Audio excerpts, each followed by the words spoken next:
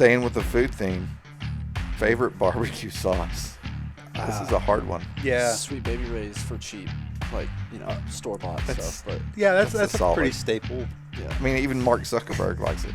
I know the Rudy's. Oh, Mr. yeah. NPC himself. He had it in the background. Yeah, the background on the shelf. That was totally just a talking. Like, he just got millions of people to talk about why he had Yeah. a bottle of barbecue sauce. He made himself Years proud. later, we're It was talking a about psyop. it. Yeah. Isn't that cool, though? Yeah. That's some next level shit. Barbecue sauce. If I don't make it myself, I'm not eating I like the Rudy's. Rudy's got good sauce. Yeah, that's pretty good. There's one like right there, so we can always have access to it. Rudy's has good sauce.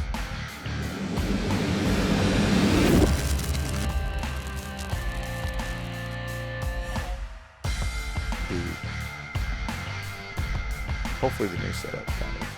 Nice.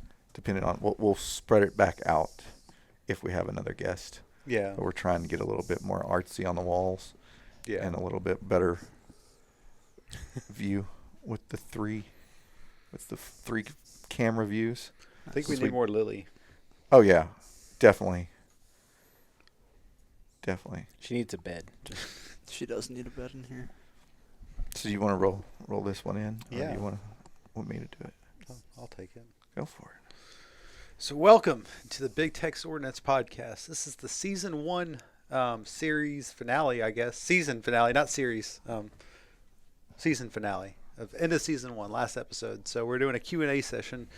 I'm Ike. We have Chris, Justin, and Chris. Chris Floyd. Chris F.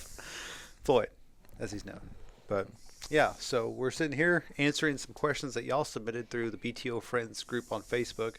Gonna be answering those and just doing the best we can, I guess. Just hanging out. Did you introduce Just Lily? say Oh, and Lily. Lily's She's in the not, floor. Not pictured currently, but she'll probably pop She'll up pop at some up. point. It's a dog. Just to be clear, it's Justin's dog. It's not some random person named Lily that we have stuck in the floor. But on recent note, we were talking to Chris about it a little bit. You just got back from what? Chuck's, what is it? He calls it Shoot House Safety and Performance or something like that. It's essentially his like Shoot House instructor and like Shoot House 101. He runs them kind of consecutive, which you need to take that if you want to do CQB. Everybody else is wrong.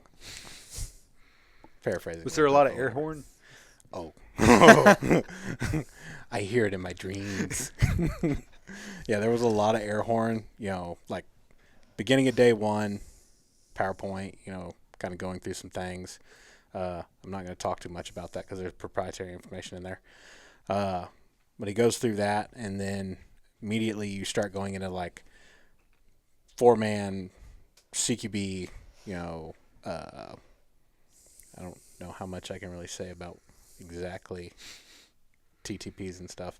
But you'll go into like, standard stuff like corner fed room, center fed room, stuff like that, points domination, and, scanning your fucking sector.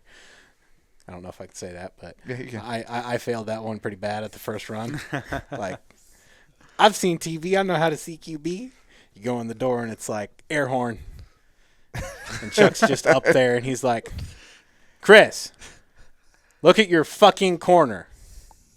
I turn and look at my corner. I'm like, I'm fucking dead now. Guy right in my fucking first corner. Turn around. He goes, continue. Shoot that guy. Spin. Move to your point of domination. Continue with doing that and everything. So there was a lot of like, oh, do your fucking job. How was the facility? Blue Forest Gear is a really, really nice facility. Like, they have this, like, we come through the main doors to go in. They got the nice showroom and everything. They got all the stuff up on the walls. And they got the Velociraptor. Yeah. Yeah. Got him done up with all the kit and everything. So I had to get a picture with Size Love in front of that. That was pretty cool. Then you kind of snake back into the back, key card through the door kind of thing. And so the warehouse is kind of split. There's the CQB shoot house and everything on one side, and then there's the locked panel doors, so you can't get back into the actual facility and do something stupid. Why guys are actually working, because like the class was Friday, Saturday, Sunday. So Friday there's actually people back there working and everything, and Size Love emphasized, don't fuck up this is an actual working facility. You know, it's not just a CQB class and everything. But it was a really nice facility. Shoot house was pretty good set up and everything. Probably could have been a little bit bigger, but for the space they were using, it was perfect. That's cool. And, you know, the dudes we had in the class, a lot of fucking really good dudes in the class. So That's good. I'm glad you got the chance to go down there and enjoy that. Yeah, it was fun. Fantastic. So Cool. So let's do this, huh? Yeah. Do you have one picked out to start with? Oh no, there's a bunch. I'm trying to figure out where to start. Let's see here. See, I posted enough in the group that nobody saw my post. Facebook throttled me. But Ike posted in the group, and I got 49 comments. Chris got 2. Yeah, Chris got 2. And one of those 2 was about when can we post more classes. So I'm going to hit that right now. So if you go to BTO-Range's website, BTO-Range.com, go to their events calendar, right? Is that where it's currently at? I think it's under events, yeah. Events, and then you'll have to scroll through the months to see when stuff's scheduled. I'm working on that. You can also sign up for the email list on that website, and they usually put out the events that are happening or the classes that we have coming up. Yep. They put those out months in advance. Yep.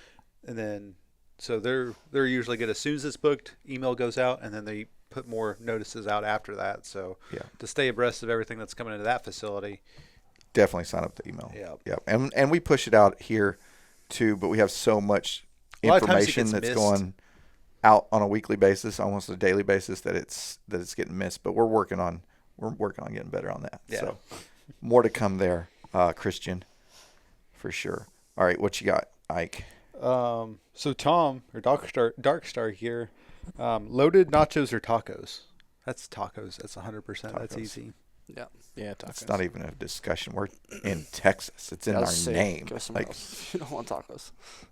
Oh, and he's also talking about Yellowbird Blue Agave Sriracha. How's it so damn good? That's actually pretty good sriracha sauce. I haven't had that. Yeah, it's made here in like Temple or something, or in Austin. Really? Yeah, it's pretty good. You can get it at H-E-B and Amazon, so everyone that's watching, you can get it on Amazon. I'm going to try that. It's a little bit more expensive on Amazon. Yellowbird. They also make like a ghost pepper salsa or sauce. It's like ghost pepper, but it's super watered down. Oh. So it is spicy, but it's not like the famous chip or whatever. Yeah. It's not like that. Is it the little bottle with the full white label? Yeah. So I think we Okay. had some in here at the lunchroom. I've seen it. I'm going to have to try that out. Is that the one that went out with the care packages? Yeah, for Christmas when we yeah. sent those out. Yeah. There was let's go ahead, since it's after lunch and hopefully everybody ate here. Let's stay with the food themed. Because it's been a hot topic over there in the pond, right? Yeah. Or the watering hole. What is it? The pond you can't post comments in. So here we go from Jason. We've got, what are the best hot dog condiments? And we'll start, no pressure, with Ike. I don't do hot dogs. You don't at all? No. Never. I mean, I will, but Commie. yeah. Because like Wednesday was National Hot Dog Day. Oh, wow. Oops. We almost had a sale for that. If I had to, I usually just eat it plain or maybe some ketchup. I don't know. Chili's pretty good. Put some chili on it. I don't do mustard though. So like mustard's one thing I don't do, and sour cream. And I don't do pickles Sour really either. cream on a. I don't know. I don't know what you heathens put on your hot dogs. That's yeah, weird. mustard, cheese. No. I do like chili. I like onions. I'll eat onions raw. Relish. That's the only No acceptable. onions. Nope. No chopped onions or Nope. anything.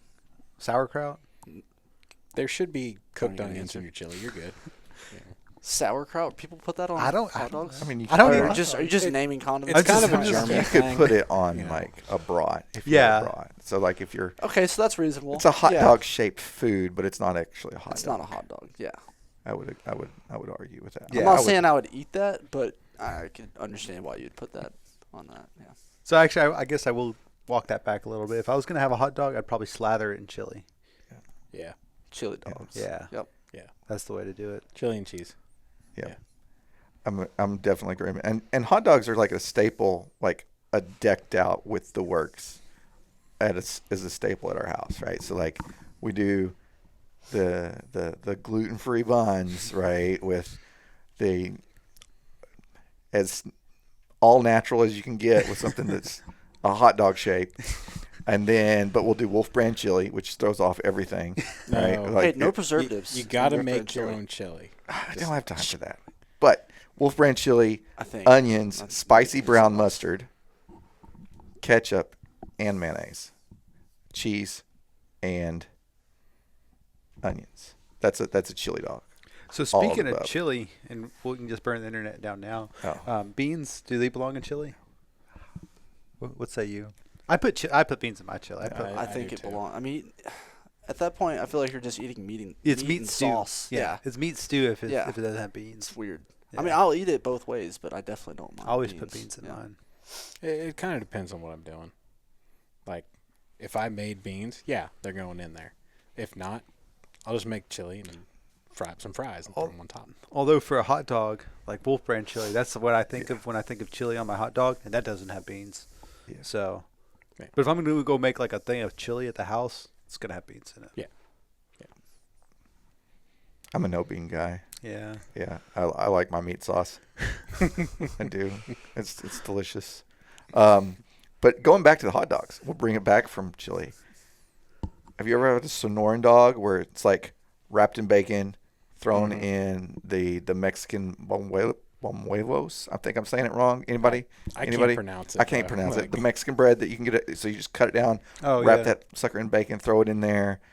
Chili, or not chili, like chilies, peppers, Oh, right? Mayonnaise and whatever other condiments you might want. Or you even see them where they take like your sauteed peppers and onions, like you would with fajitas, oh yeah. and throw on it. That is the bomb. I could get down with that. Or the Carolina slaw dog, or coleslaw on your hot dog. Coleslaw. Nah, Yeah. I'm good, Yeah, man. that's good. We're down here in the real Slaw South. dog. You know, I'll just call it right now. We're in the real South down here. We don't do that. Yeah, So I'll agree with the real South because it's 107 degrees outside. Yeah, it's a little Yeah, bit it sucks ridiculous right right now. Staying with the food theme, favorite barbecue sauce. This is a hard one. Yeah. Sweet Baby Ray's for cheap, like store bought that's- stuff. But Yeah, That's that's a a solid. pretty staple. yeah, I mean, even Mark Zuckerberg likes it. I know the Rudy's. Yeah, oh, Mr. yeah. NPC himself. He had it in the background. yeah, the background on the Yeah, shelf. sure. That was totally just a talk. Like he just got millions of people to talk about why he had a bottle of barbecue sauce. He made himself Years relevant later, we're for- It was talking a about psyop. that. Yeah. It was Isn't a that cool psyop. though? Yep. That's some next level shit. Yep. barbecue sauce. If I don't make it myself, I'm not eating it. I like the Rudy's. Rudy's, does pretty Rudy's got good sauce. Yeah, it's pretty good. Yeah. There's one like right there, so we can always have access to it. Rudy's has good sauce. Oh, what is it? Salt Lick? The actual Salt Lick barbecue. Their sauce is I haven't pretty heard that. I haven't heard that name in a while. good. Yeah. Yeah. Their barbecue sauce is good. The nice part about living in Texas is if you go to HEB, HEB's got that like display, and Yeah. now they're rating barbecue sauces as like Kind of like wine. best in Texas, right? And so it's like, so now I'm going in there like, oh, I'm going to try that one. I'm going to try that one. But you know what? Good brisket doesn't need sauce. As far as Good I'm barbecue concerned. in general doesn't need sauce. Fact. You know, if you want to add it on there, we're okay. But like some things, we might need to fight. Do y'all like a sweeter sauce or more like a vinegar based, like a tomato based or vinegar based? I'm Depends. usually like a vinegar ketchup kind of based sauce Yeah. usually. So If it's going on That's pulled me. pork, like It's I want gotta- that mustardy, vinegary, back to the Carolinas here type of sauce. I don't know. I'm really basic when it comes to barbecue sauce. I really don't care. Kind of a Neanderthal when it comes to that. So Last one from Dark Star Gear. Yeah, he had a whole freaking paragraph had of a questions list. here. Is this Tom? Yeah. Is this actually Tom though? it was the whole shop. right. Give up one. Bucky's, brisket, or Whataburger. So Buggy's, I think, has kind of gotten to a point where it's just like a big tourist trap. Yeah. Like it used to be cool, but now it's just like so big. You go in there and there's like 5,000 people in there. Yeah. It's kind of more of a pain in the ass now for me to go there. When I was coming back from the quad, we stopped on the way in, and I had the boat And it was, we sat in the parking lot for 15 minutes before we parked. Yeah, just trying to find a spot. And then to leave 15 minutes again. And everyone drives like 30 idiots minutes too. I'm not exaggerating. 30 minutes in the parking lot. And then on the way back, we didn't even stop. There was lines on both sides. It was. See, I don't think you could have fit another car in that parking lot. I'm out by what used to be the state's largest one out there. Oh, yeah. Oh, they're building the biggest one. Yeah, the one in Katy used to be the biggest one. Never had a problem, but like I'm walking a fucking mile, from pump 5,000 into the shop. Yeah. But I think that's that's actually not a very good question, because like Whataburger could be a weekly or quite frequent occurrence, but like Buc-ee's is like a road trip thing. Yeah. And brisket I probably eat brisket more than I go to Buc-ee's. Yeah. So the Buc-ee's is out, man. Buc-ee's is out. I think like their brisket in general is kind of average anyways. Like I don't thoroughly enjoy it. Buc-ee's brisket? Mm-hmm. Yeah. So it's okay. Cut them out. Yeah. I usually get the Buc-ee's. So I'll be that guy. I'll give The up club brisket. sandwich. You'll I'll give up brisket because the Buc-ee's out there in Eagle Lake is very close to the range. Yeah. So I'm in that mother all the time. And that one's not a bad So- Buc-ee's.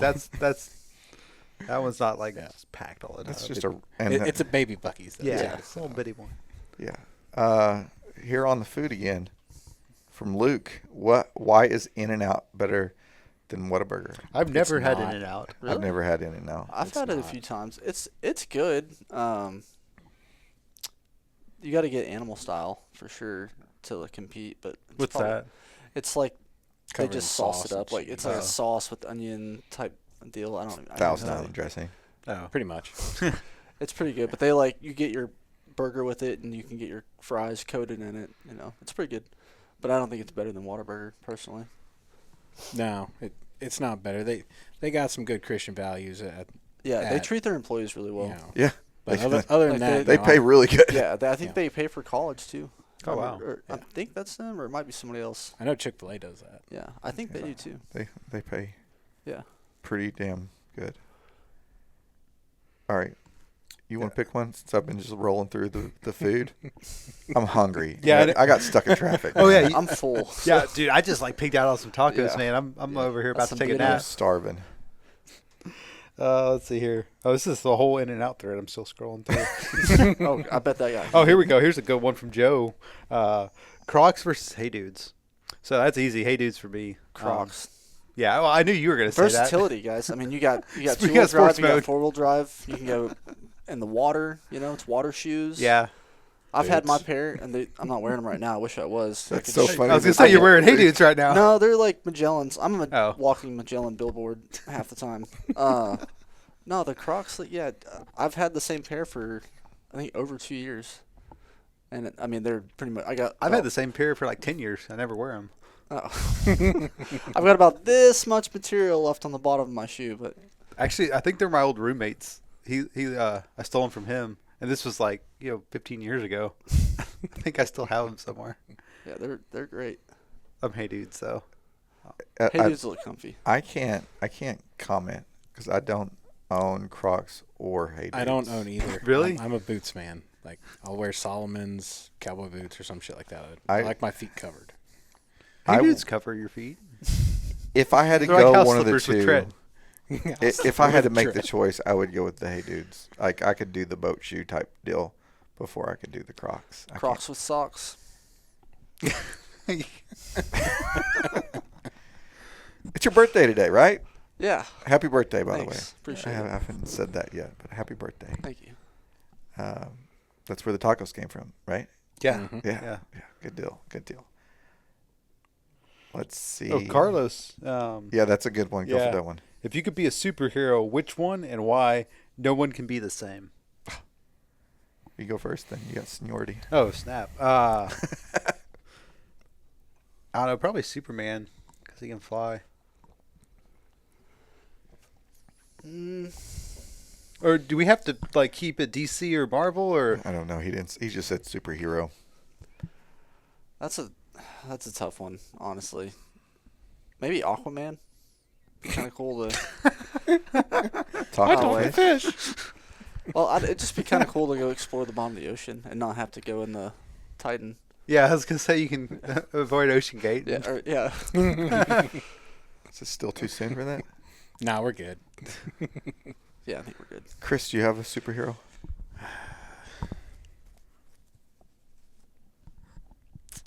I'd have to go with Batman. Okay. Oh yeah, billionaire. I mean, that's a good start. One, he's a billionaire. Two, only dude that could take out everybody on the Justice League. Fact. But I feel like he's not technically a superhero because he doesn't have superpowers. He's just He has money. He has money. That's a superpower. Yeah. And that's a superpower attainable by And us mere vengeance. mortal. He has vengeance. as well. yes. There you go. That's right. He does have vengeance on his side. And he broods. I think I would have to go with Flash. Not because the movie just dropped, because I haven't seen it. Just to be able to just get the shit done that I need to get done fast. And then have time. Hey, I don't have time to go fishing today. Oh, yeah? I'm done with all my work. Right? Now I can go fishing. That's what I would, that's how I would use my superpowers for the good of all mankind. Let's see here. Oh, here we go. Jesse Bostic. He's local. Would you rather take 9 inches off your height or lose 7 years of your lifespan? I guess that depends on how long my lifespan is. I don't know how long I'm going to live. I don't think you're Right. going to know that. If you take if So you I- have less than 7 years and you take that, you just drop dead or So, yes. So I'm like 5'12". Actually 5'11", but I like to make people do math. So that would make me like 5'2". Mm-hmm. Something like that. 9 inches. they seem like they both seem like losses. I mean, why Well, would they you want are. to be shorter? Oh yeah, Or, I guess. or do you want to live 7 years longer? Oh, live 7 years longer. Yeah, lose 7 years of your lifespan. Okay, Yeah. that's what I thought. Okay. So I guess I'll lose the 9 inches and break even on. Yeah, I mean, I'm gonna take the height probably. Yeah. I mean, Steven lives a pretty good life for being as short as he is. Right? Our buddy? Yeah. I mean, Battle so like, gnome. Oh, right? Yeah. So, Pocket Doc. yeah. I mean, Pocket Doc he V2. he lives it up, so I wouldn't mind being shorter. I mean, I'd probably still be taller than him if I lost 9 inches. But love him. He's a good dude. What is one of the weirdest or funniest experiences y'all have had either with customers or hanging out dealing with people in the industry? You can think about this for a moment. We can edit it if need be. I think one of a funny customer interaction that always happens is, and that way I'm not I don't want to pick on a customer or anything. So there's some customer issues that we have that are either our fault or the customer's fault or UPS or whatever. But one of the consistent ones where you don't even have to worry about what they're going to respond is if they are like, hey, all you sent us was stickers and a packing slip. The Glock parts aren't in an envelope. Oh yeah. Right? So, I mean, this right? Yeah. This happens once or twice a month without fail because we take the Glock parts, we take the small parts, and we put it in a plastic bag. And we staple that to the back of the back of the invoice. So if you just open it up, there's your invoice, there's your You're dumping stickers, it there's out. your candy. You're dumping it out. It's not going to fall out because bag gets ripped out. It's not going to fall out, right? So you either get two things that happen. You respond to the customer and say, "Hey, did you check and make sure it was stapled to the invoice?" They either respond with, "I'm a dumbass. Sorry, I'm a jackass. I threw it away and it's gone. Can you send me more?" Trash people just came. The trash people just came, or no response at all.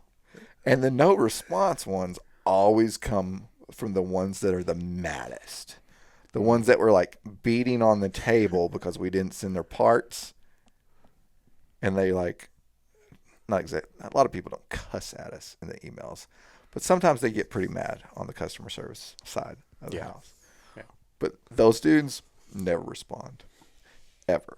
I think I've had one that was apologized for the email. He's like, yeah, it was there. I think that's the funniest interaction customer wise that I've had. Yep. That's a pretty good one. There's been a lot. I'm trying to think of a good one.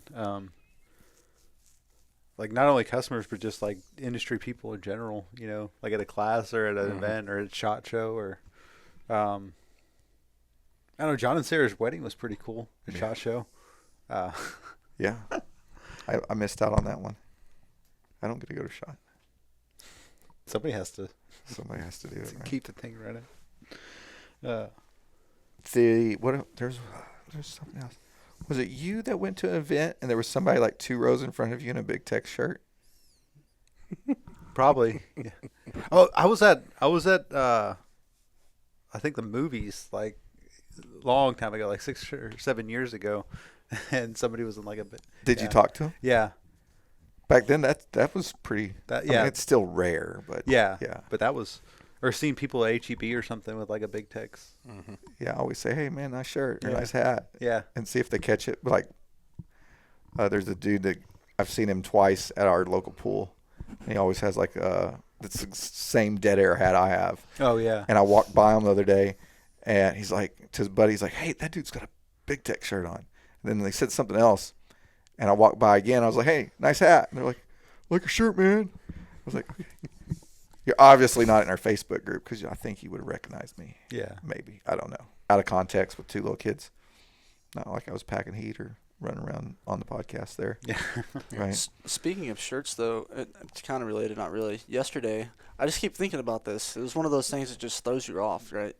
But I was in the gas station in the morning getting a drink, and the cashier looked at my shirt, and she's like, "Is there a reason you're wearing that?" And I'm like, it's a work shirt, you know. I had no idea why she asked me that, but she just wondering if there was a reason why I was wearing that shirt. So yeah, I'm still thinking about it. So And yesterday we all wore our Kratos design group shirt. yeah, right? it was a Kratos shirt. Yeah. It was like, so it's like that baseball, right? Oh yeah, Isn't the that a 3/4. baseball? Yeah, Yeah. 3/4 sleeve. Maybe she was talking about that. I don't know, but yeah, Maybe. she's like, She was maybe thinking like God of War, like the video game or some shit. I don't know. I have no idea. don't I know. should have It was asked, but probably I the was tee. so thrown off. Probably just the baseball tee. Maybe. Like the 3/4 sleeve. Like long sleeves, like it's hot. Why are you wearing long sleeves? I don't know. Maybe guess she so. thought you were like playing baseball or something. I don't know. Maybe she thought you were an Astro. You know trying what? to get an autograph. I might have to go back and ask her. Just like, hey, listen, I don't even remember me, but Yeah. still thinking about that. So Here it is 24 hours later. Yep. Talking about it on the podcast now. Yeah, just randomly Yeah. meeting customers out in public, and they're like, they'll stare at you and be like, they'll go back to doing what they're doing and everything. You like walk by, you know. I was out with a buddy at the pizza place. Ian posted Oh, in the yeah. group chat, and there's a dude in the corner. He looks at my buddy, and my buddy's wearing the shirt from Lethal Weapons. Starts chatting to him about that, and he just turns and he looks at me again. He's like, "Do you work at Big Tex?" And I'm like, "Who's asking?" You know, looking at him funny and everything. Like, "Are we about to fight? This is going to be a good interaction." Like, I'm just here to get food, man. And then, like a couple minutes later, I get a text from Ian. "Are you at the pizza place?" "Yeah." "Oh, my buddy just said you met you there." And I'm like, "Oh, cool." That's funny. We it's happened a couple times like that.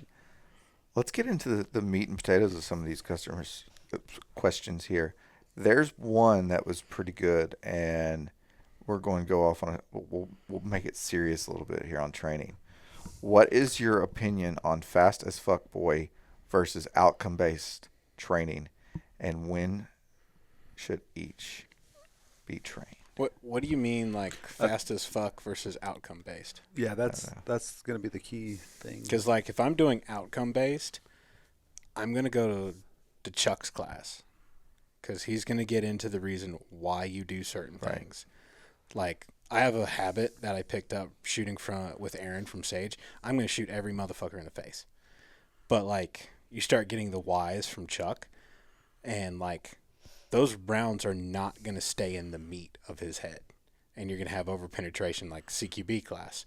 Like, yeah, if the dude's got body armor, got to shoot him in the face. He's eating it. But most people, you put that shit in the chest, it is not coming out. So, like, your backstop is that person, you know, versus blowing around through his head and it goes through the wall and there's another team, you know, behind that wall doing work, are your kids or some shit like that. You know, I would call that outcome based versus like going to a class with Scott, Scott is going to give you the ability to be fast, to solve your problems quickly. Chuck is going to give you the ability to solve your problems permanently. Yeah. They both work in unison with each other. You can't have one without the other is what I'd say. I don't know how to follow that. Yeah, I think that was you wrapped it up because I concur. From being a recovering training junkie back in the day to now, and you see it now industry wide a lot. There's dudes that are, you got your performance guys running around that are like with the competition base or competition history, right? That are teaching that, and most of them are staying well out of the tactics. I mean, Scott does have his single man CQB class or whatever he was calling it, that he small team tactics. Yeah, small team tactics. Small Modern Samurai small team tactics class. But I guess as long as everybody's staying in your lane, in that lane, but you can also do those lanes combined to a certain extent whenever you get in there. I think it's important to know how to go fast and to be have the most capability that you can to quickly solve your problems. I think Scott and a variety of other competition-based shooters can get you there.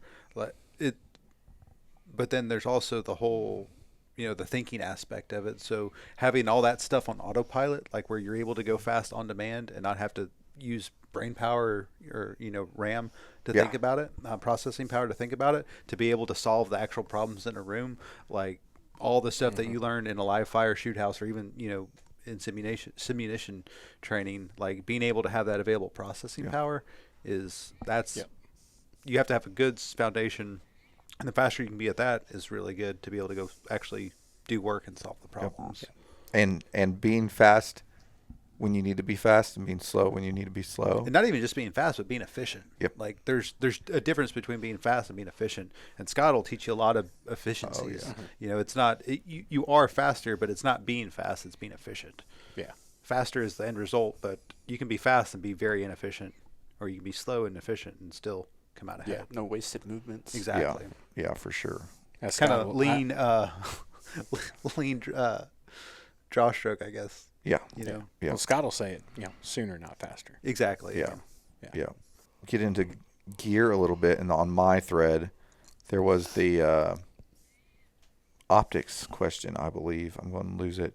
Nobody looked at it because I posted a picture of a duck on a snow cone. It was a delicious snow cone. Man, a snow cone would be great today. Yeah, right about now, Like man. shit. This is like There's a couple good questions over here. Here we go. Everybody can nerd out on this one because we've all got recent experience on it. From Hector, what would be the staff picks for long-range optics? And I'm going to put a stop on that, be like 1,000 and under. Yeah, okay. All right, so stuff that we all here in the last 3 months have had ample experience with.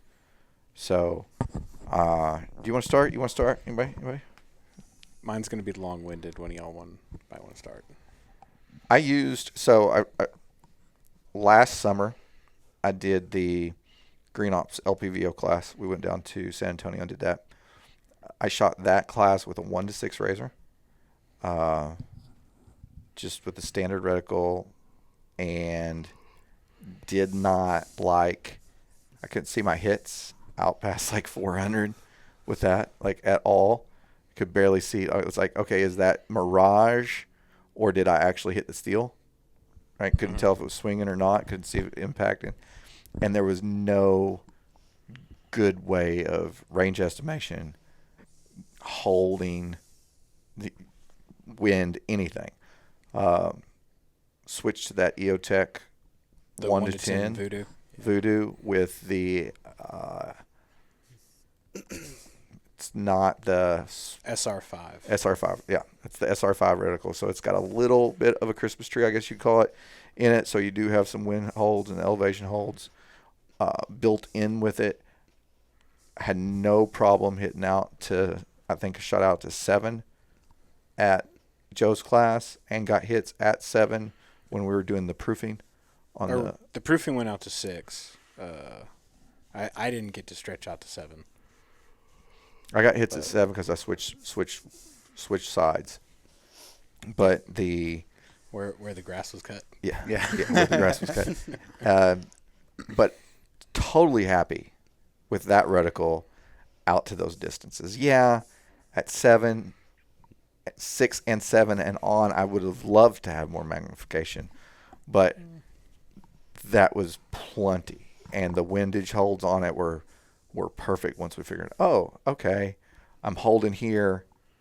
I need to hold 3 plus 2 on it, and then let her fly. And that was a huge difference in, you had the data. You had the reticle data given it, right there with you. And being first focal plane was tremendous over that 1 to 6. So I don't have a whole lot of experience in this. I'll just preface this whole response with that. But I've been using the Leupold Mark V 3.5 to 18 or 3.6 to 18. 3.6 to 18. Yeah, and that's been working pretty well. I've got an offset dot on it, so I've got the close-up stuff if I need to. But then the 3 to 6, going up to 18 power, it allows me to reach out or see stuff further out. I usually only bring it about like 12 to 15 power. I usually don't max it out all the way just because the eye box tends to shrink a little bit when it's all the way magnified. So, and with 15 magnification or 16 or, I'm not exactly how sure it is where I end up moving it to, but that allowed me to see pretty good. And then when we were doing the stuff where you're going from like 200 to 600, like in that evolution or whatever it was, keeping it out about like a 10 or a 12 was pretty good. I could still have a good field of view, be able to see a lot of stuff and go over, find the next target, be able to see it, pick it up, and then, break a shot. So for my limited experience, both in shooting longer range, medium range, and also I haven't messed with that many optics in that kind of realm, I'm pretty happy with the Mark V. It's small and compact and relatively speaking, and I like what it allows me to do. Yeah. So as far as reticle goes, I've got like their mill reticle, and I've also got like the Tremor 3, I think it is. Mm-hmm. So in Joe's class, there was nothing but holds. So not being able to dial, just to be the holds, the Christmas tree was nice. The Tremor 3 reticle was nice, but I still have to play around with that a little bit. But overall, I like it. But again, I don't have a lot to compare it to, so that's where I'm at. I'm certainly more on the budget side of things. I'm rocking the Vortex 2 to 10. So I think it's a great scope personally. I mean, it's clear glass. You got open turrets, first focal plane. Mm-hmm. Really, the only downside, it's not a 1x, which isn't really that much of a downside. I'm used to doing mount with a ACOG, so not really that big of a deal. You can throw a top dot on there, which I plan to do eventually. But I think 10 power is more than sufficient, but maybe not optimal for like past 6 or 7. I think you lose PID. Not being able to see splash, that kind of stuff. Yeah. More just minor annoyances. Why if you had that 15 power, you can very clearly, you're not missing splash. But it did really well for me. That was my first, or I guess that was my second long range class. And that's right, you did Kyle to 4 too, didn't you? Yeah. But that was your third then. Well, I didn't have you did Green Ops to 4 and Bruiser. Okay, so for the first 2, I was rocking Primary Arms 1 to 8. I was fixing to say you upgraded. Yeah, since. Yeah. I had a 1 to 8, which I feel like I did a lot with that. I enjoyed it. It did fine. But I'm saying that I've never really used anything high dollar, so I'm sure once I get behind something like that, I'll be like, yeah. But Vortex 2 to 10, pretty nice. I like it. They're solid. Those 2 to 10 options, man, are really, you're getting back into that. Hey, are you really ever using it at 1? Most people aren't. Most people are throwing that piggyback or that 45 degree. Exactly. So, do you really need it? So why not sacrifice? Why sacrifice everything you're sacrificing to get that true 1, and just start off at 2? Yeah, I'm kind of in that. I'm kind of in that camp. Like I like my Calais or Kayleys or however the hell you say it. I've heard like 10 different pronunciations with Calais, that. I really say it. I like that 1-6 I have. Yeah, I think that does pretty well. But one thing I've been vocal about this in the past is I think you're trying to do too much when you go to like 1 to 10. I think you're asking too much. It's not really going to do either thing well. Your eye box starts getting real tight. Exactly. You start having to I think give away stuff. Better off going with like a 2-by or a 3-by or something and getting more on the back end and then running an offset, especially with that's a trend we're seeing anyways, So that's my whole take on it. I know it's kind of controversial, but I like that's my take on it. So depending on which setup I grab, I do not like my Leopold. I will say that right out. For some reason, like on the high magnification, I pick up way too much Mirage, and it washes out the reticle with that trimmer 3. Mm-hmm. It's just a little fine for my eye. The 2 to 10 Viper, I banged that out to 1,000 with DeFore and went 6 for 6 with him calling wind. Yeah, which we talked about that on the podcast too. Which that scope is great for me, but I think personally, perfect zone is probably going to be like one of those Night Force, the ATACers that I think it's like 4 to 16, because you're not going all the way up there and you're going to pick up a whole bunch of Mirage like I do on higher magnification scopes. Like if you talk to anybody who shoots PRS, those dudes don't go past 18 very often just because they pick up so much Mirage. Mm-hmm. But you still have a lower power where you can zoom out real quick, be like, okay, here's everything in the field, good to go, and kind of get on a target, crank your magnification if you need to or not. So I've run the gambit, but I think because I ran that ATACer, the 1 to 8 at Joe's class, and I'll be straight, that pissed me off too. That scope pissed me off. I don't know why. Like when I turn the reticle on, the illumination, I get 2 dots instead of 1. So I got some screwed up eye issues right now, I guess. But I would say something in like a 2 to 15, 4 to 16 is probably money. Mm-hmm. Something like those Night Force ATACers is probably what I'm going to say. Now I will say my Leopold with an H59, I'll preference this, that I have on my 6.5, I have murdered many an animal with that, and that thing works awesome. But the reticle is not as fine as the trimmer 3, so that's something I'm playing with now. So I think that was a good broad spectrum there. The one thing that we're doing right now, and we'll touch on this, state of the firearms industry from Craig Summers. He asked that question. Oh, yeah. He said, my boy Craig. This is good old Craig.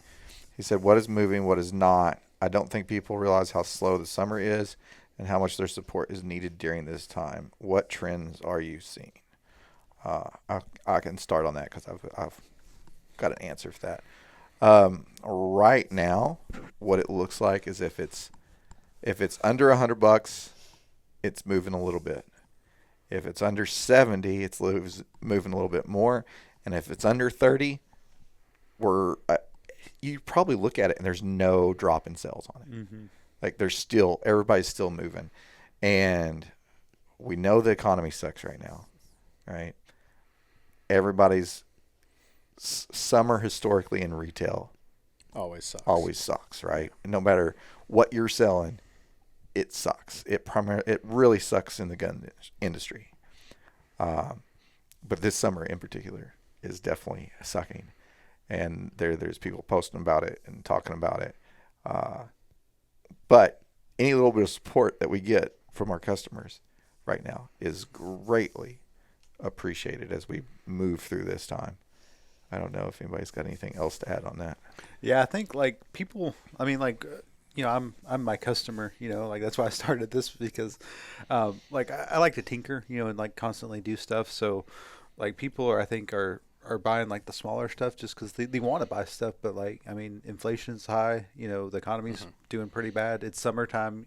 Kids are about to go back to school. Like, money's not as flowing as freely as it used to be. So I think, people still want to do stuff, but, they might be just buying the small little accessories to kind of mess with some stuff instead of the big scope or, an entire upper or an entire new gun. The smaller stuff I think is kind of where that's what I think we've been seeing.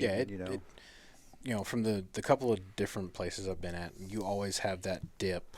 Kids get out of school, usually is what I see it as. And through the summer, you have your kids out. You have to do stuff with them. You're going on vacations. Our economy sucks right now. Thanks, Joe Biden. It's hot. It's very hot down here. So people, even if you got, nods and stuff like that, going out at night, what is it, It's 93 at night here Yeah, most of the time? Until 4 in the I morning. mean, you might have your electric bill might have went up $300. Yeah, my electric bill's I had, pretty serious. I high had a right now. record high electric bill Yeah. this month since I've been to my house. And another thing too, our friend Eric Luley was here this morning. You were taking kids to the dentist, but Yep. he swung by. He was driving through.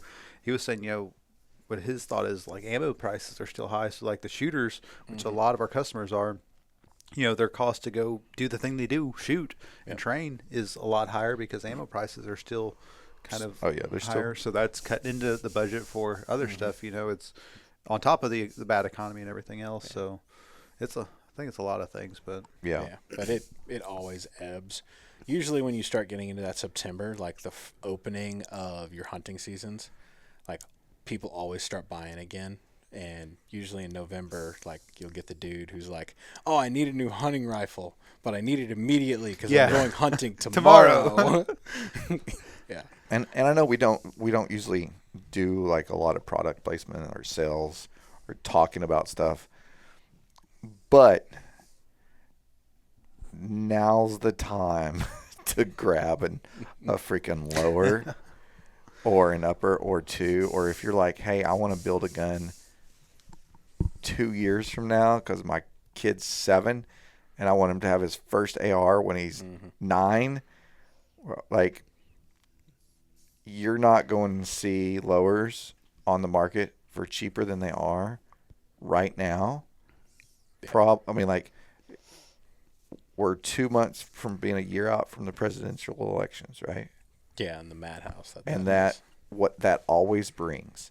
And everybody's got stuff right now because everybody's orders have been coming in. People are getting filled. Their manufacturers are pushing it out to guys like us. And now we've got it.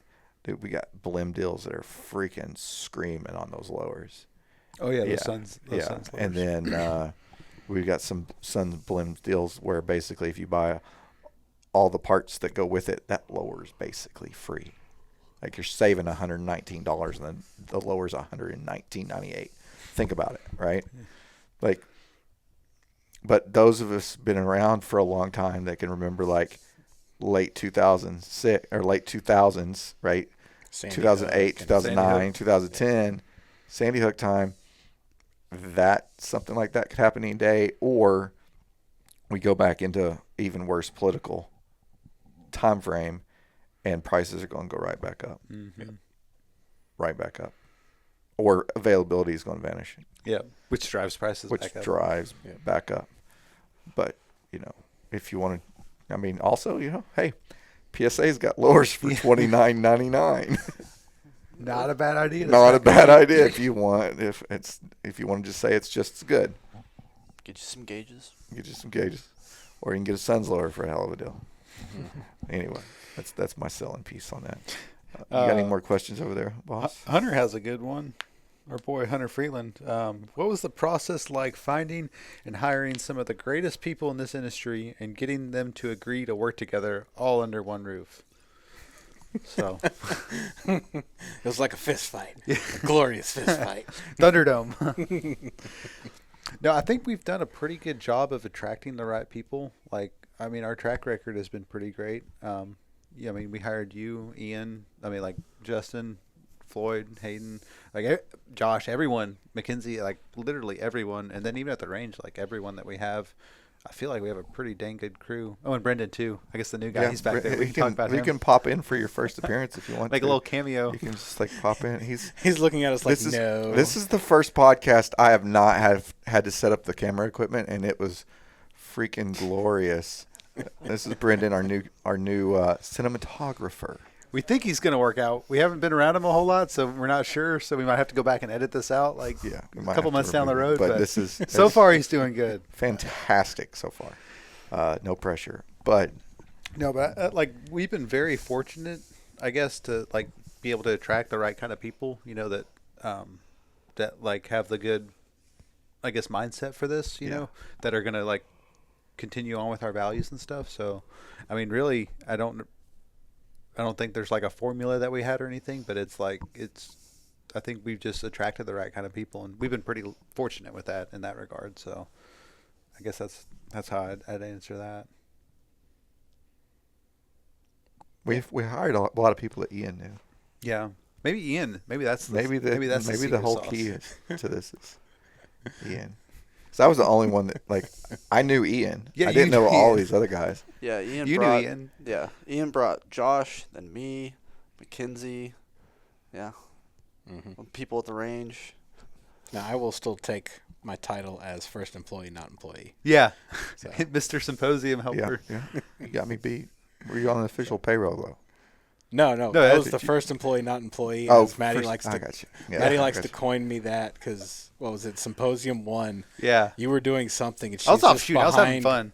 She was behind the table, and she was so frazzled, and I was like, "You need help," and just hopped back there and started helping out. You know. Yeah. But And then, what was it? Suns? Was it Symposium or was it the Suns event that I sat down and hung out with you? the Suns event, if I think right. Yeah. Because we'd met a couple times before then. Like I think the first time I met you was at that Green Ops class where it was hot as shit, Yeah. and we all about died. And then I saw you again at the Suns shoot, and we sat there and we talked and everything. Yeah. Yeah. I might 'cause- not have said that we were going to hire you as soon as we could, or not. No, you did because I asked you because I was doing the suppressor stuff then, and I was like, "Hey man, you guys got anything going on?" And you're like, "Not yet." And then I remember I was up here for Chuck's class when he was doing the pistol class at the range, and we talked again, and I flipped you my resume, and then a couple months down the road, you hit me up and because we were at the Sun shoot again, Yep. the second one, and you were like, "I got something potentially." Yeah. You know, Yeah. yeah. And like a week later, I appeared. There you go. Yeah. But it works. It definitely works. And you know, I've been. My wife's on a different career path than I am. She's definitely a different field, but we're always talking about different stuff. You know, trying to like both of us grow professionally. And one of the things that I know I need to do, and I've been working with Justin and Ian a little bit lately on it, is like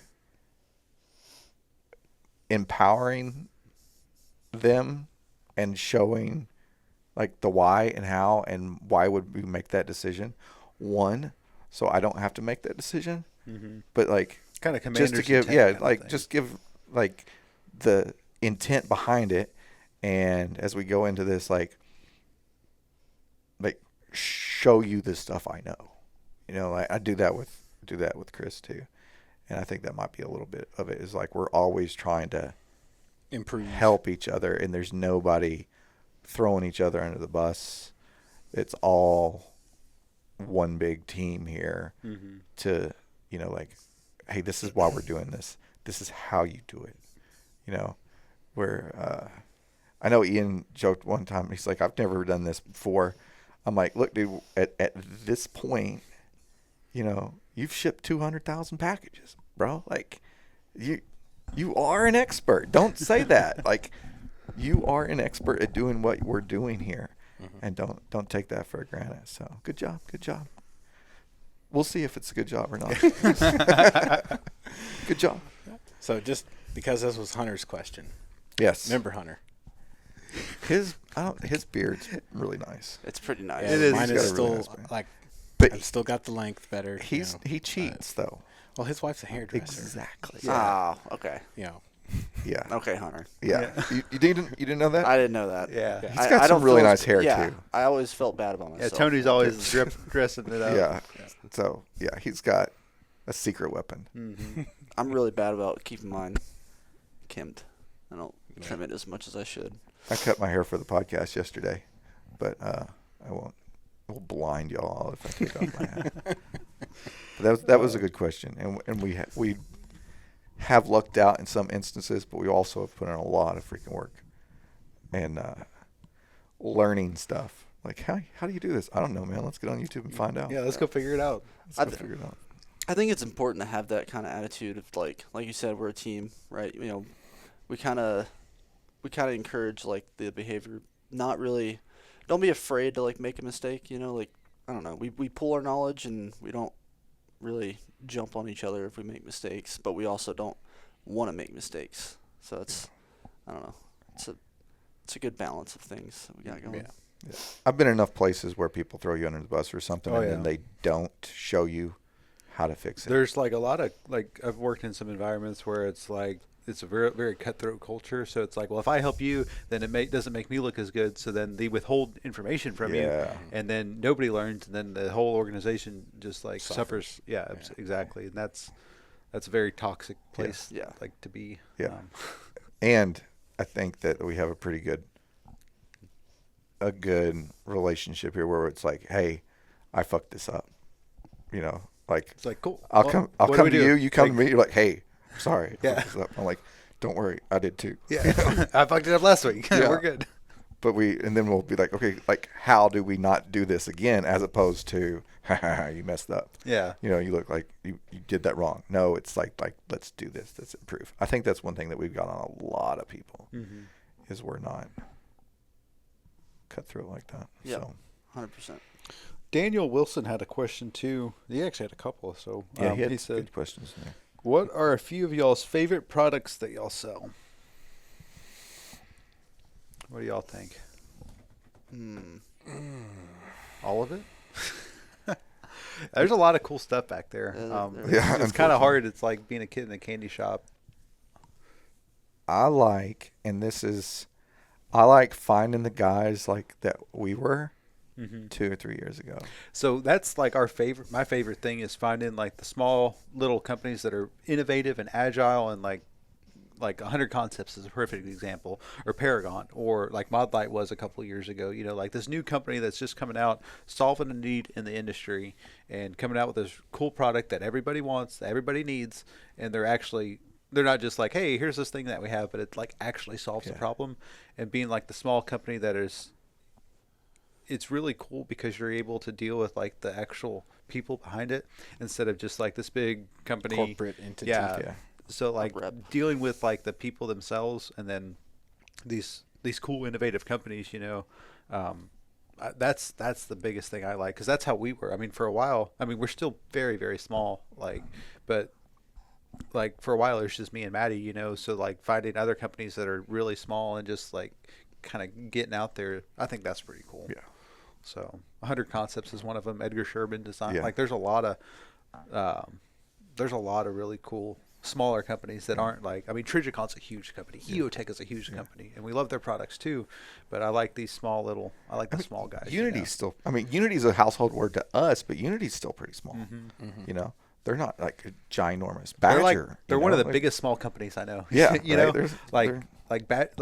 Badger is huge. Like they seem like this huge, big, like best of the best company, but like in the grand scheme of things in like our industry, they're pretty small for what compared to like some of the other companies that are out there. And then like Jordan, you know, like I call up Jordan all the time. We're texting, like being able to deal with him and having that relationship. That's one of the coolest things to me.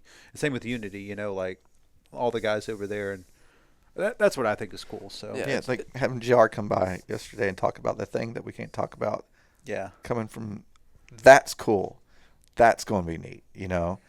And not saying what brand it's coming from, but it's a thing from a thing. The thing for the thing from the people, thing from the other thing. It's going to be cool. Yeah. And that's interesting. I think there's one other one in here that we definitely need to. I agree basically to that question. I like seeing like these smaller companies becoming really popular and really well known, but not because of them pushing product all over the place or massive marketing campaigns, but because they make a really good product and they get to the attention of the people who use them. Yeah. You know, that's really cool to see. Yeah, like getting the attention they deserve because of the product, not because they were good at making a YouTube video Exactly. or, you know, just paying all these influencers kind of thing. Yeah. Well, it's also nice, like, it's personal. Mm-hmm. You know, the homies will actually come by the shop when they're in town. Yeah. Hang out for a little bit, you know. Grab the shopping cart, walk around the shop. Yeah. Which we do need to get a shopping cart. I've been looking Yeah. at them. You've You have been to buy looking 4 of them, though. Like, the minimum order quantity is 4. So like, you, Order Next time I see a quantity dollar- fast, just okay. Next time I see a Dollar General cart like Yeah. abandoned on the side So, of the like- road, I'll grab one. I Abandoned remember inside we of the told parking lot. Maddie, Yeah. like, we will get an No, HEB I'll see them in cart. my neighborhood sometimes. Like, I did not know that those, like, you know, Walmart's, HEBs and stuff, those carts are like $1,200. Oh, wow. And they hit you with a felony if they catch you stealing that shit. Oh, shit. And they've got the locks on the wheels now too. That if you get far enough away from the store, just- supposedly they don't work anymore. But they don't work in the store Yeah. anyway. Not any hostility there. The Dave Boyd had one. Yeah, hit it up. He's, what is the long-term plan for BTO in terms of growth? What's the dream? So, Private like a- plane. yeah, private plane. We have the pilot. Justin's a pilot. So But we're we- not just all waiting allowed for the on the day. private plane at the same time. Oh yeah, continuity of Yeah. government. Yeah. So Big Tex 1, hopefully, we need to sell a few more guns, a few more things. We're almost there. We're almost there. We'll be able to afford Big Tex 1. We have the pilot though, which is Which half is the battle. actually a mini Japanese truck. Yeah, Not we a actually, plane. yeah, We'll call it a plane, but it's Yeah. actually a mini truck. we have a drone. Yep. The We do have What- that. The pilot has a drone. but seriously, the No, but really, I guess on a more serious note, the main thing is we're just trying to kind of keep doing what we're doing, but like on a larger scale. You know, be able to still bring the good training in. You know, from all the, like how we came up with all the good instructors and stuff. Kind of pick up BTO range a lot more too. You know, bringing more classes in over there. Kind of going deeper in more community stuff. Doing a lot more. You know, having a lot more events and I guess community events and classes and stuff out there over there, trying to what's cool is like we're in a position where we can, like, when a new product comes out that we really like, that's run by good dudes and good people, like being able to help them grow. I think that's pretty cool, and that's one thing I definitely want to continue on. But I mean, we're not trying to take over the world or anything. We just want to Oh, just I don't know about you. okay. Scrap that plan. Sorry. oh shit. Oh, go back to the guess throw this Back to away. the drawing board we Yeah. go. No, but I mean, just It's been months. I mean, Maddie and I, we've talked about it quite a bit. We don't want to be huge or anything. We just kind of want to be able to do good things and just keep doing what we're doing, but expand it a little bit and bring more people into the Big Tex family and all that kind of stuff. But I think when it's not, if we get to the point where, hey, it's fun right now. it's not fun anymore. Yeah.